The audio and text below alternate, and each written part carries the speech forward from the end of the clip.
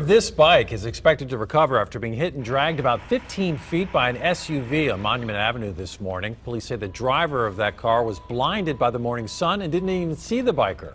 They say witnesses lifted the SUV off her. The accident has us wondering, though, about bike safety here in the River City, especially with all that's being done to make Richmond more bike friendly. Sandra Jones did some digging. She's live in Richmond with the numbers. Sandra?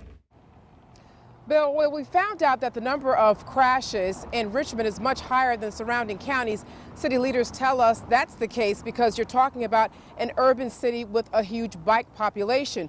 But don't tell that to bicyclists who use these streets every day. Timothy Lane Mullins will tell you maneuvering around Richmond can be tough. I don't stand much of a chance when I'm on a 15 or 20-pound bicycle against a 5,000-pound car. While the bicycle is his daily mode of transportation, he worries about unresponsive drivers. I might say I'm a little bit skittish when I ride. I ride like a cat. I'm always kind of aware of my surroundings. That car, I don't take for granted that car is going to stop. Thursday morning, police say a bicyclist is struck and dragged by an SUV at this intersection in Richmond's Fan District.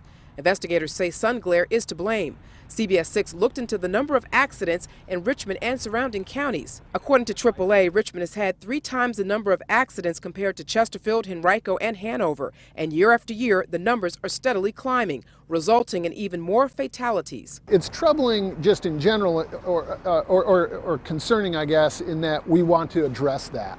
Regardless of what we have upcoming with big cycling events. Jacob Henbolt heads up the city's pedestrian and bicycle trails. Is Richmond a bike-friendly city? We're moving there. There's a lot of places that you can get to by bike. We don't have the infrastructure in place yet, and that's what we're really working on right now. Which is why Timothy Lane Mullins uses the roads less traveled to prevent from having a crash. It's just not a good situation, and you just have to be aware of that. Now, city leaders tell us that they are working with traffic engineers as well as consultants and bicycling instructors to create a bike safety plan to educate the public. They're also going out with police and checking on some of these intersections where they have had some bike crashes in the past. As for that injured bicyclist, we're told that she is recovering in the hospital. We're live in the Fan. Sandra Jones, CBS 6 News.